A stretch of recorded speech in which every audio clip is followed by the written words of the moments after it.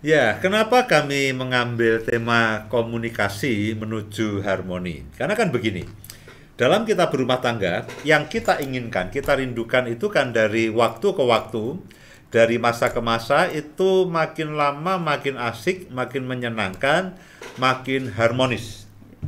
Nah, cuman masalahnya adalah semuanya berkembang, persoalan berkembang, tantangan berkembang, ya, pikiran semua berkembang. Kemudian dunia juga mengalami kemajuan. Situasi kita dari ke waktu ke waktu juga berkembang, ya. Pacaran, kemudian menikah, belum punya anak, lalu punya anak satu, punya anak dua, punya anak tiga, ada yang empat, bahkan ada yang lima. Lalu ketika anak masih kecil, lalu anak menjelang besar, remaja, pemuda, lalu anak-anak akan berkeluarga, menikah dan sebagainya. Artinya begini kan, perjalanan rumah tangga itu seperti kapal yang bukan tertambat di apa itu, di pinggir, ya, tetapi kapal yang berlabuh di lautan. Yang kita tidak tahu akan ada ombak, ada badai, ada angin dan sebagainya. Nah, demikian juga dengan kehidupan rumah tangga kita, semua mengalami perubahan. Nah, ketika kita semua mengalami perubahan, salah satu hal yang terpenting yang kita harus lakukan adalah komunikasi.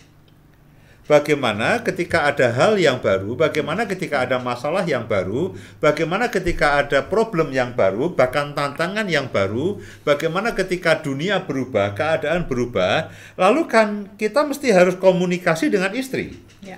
Kita harus komunikasi dengan suami. Kita tidak bisa diam-diam.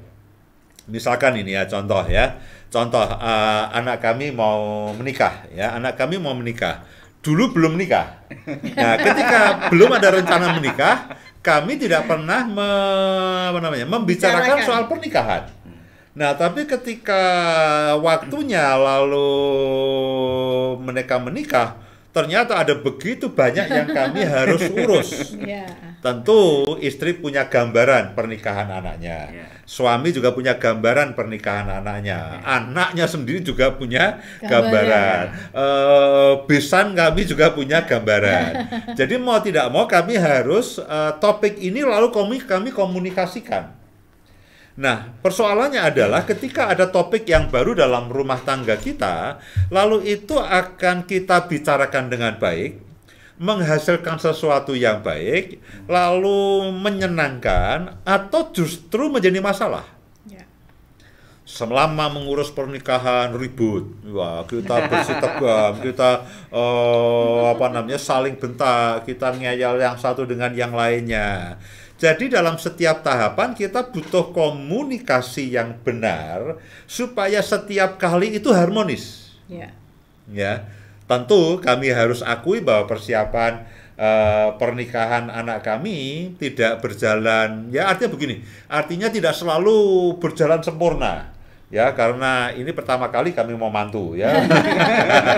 Mungkin kalau sudah keberapa kali mungkin baru gampang lah. Ini pertama kali. Satu dua kali kami tiba-tiba beda pendapat, lalu ngegas, lalu emosi meningkat, suara volume mengeras dan sebagainya. Tapi kami harus sadar, tidak bisa begitu. Ya, justru ketika ada tantangan itu adalah kesempatan untuk kita mengharmoniskan. Ya, menjadi sebuah tantangan. Apakah kita masih harmonis atau tidak? Nah, salah satu kuncinya adalah apa yang ada di dalam pikiran saya komunikasikan kepada istri. Apa yang ada di dalam benak istri dikomunikasikan kepada saya. Apa yang ada di dalam benak orang tua dikomunikasikan kepada anak dan sebaliknya. Jadi dalam sepanjang perjalanan hidup rumah tangga kita, komunikasi itu demikian sangat menentukan. Karena itulah kami merasa ini ya secara berkala ya mungkin setahun sekali minimal kami akan tetap bicara mengenai komunikasi. Ya, meskipun di dalam kalau nggak salah episode ke 30 atau 40-an itu sudah ada mengenai komunikasi. Bapak Ibu bisa lihat di YouTube dan sebagainya. Tapi baik kalau kita mengingat kembali, kita menyegarkan kembali. Karena bagi kami pun setiap kali kami harus mengingat dan mempraktekkan akan dasar-dasar berkomunikasi yang baik. Karena kalau tidak ya, apa yang kita maksud tidak bisa tersampaikan dengan baik. Apa yang istri maksud tidak bisa kita tangkap dengan baik.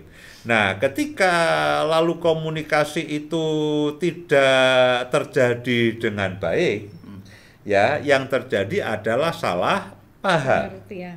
Yang terjadi adalah salah mengerti. Padahal yang namanya komunikasi itu adalah untuk mencapai kesepahaman, bukan kesalahpahaman.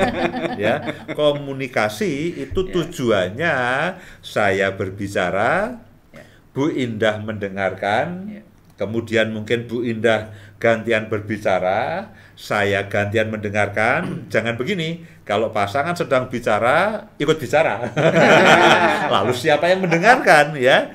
Jadi komunikasi itu tujuannya adalah untuk mencapai kesepahaman. Nah, bayangkan ada demikian banyak hal yang kita perlu kesepahaman.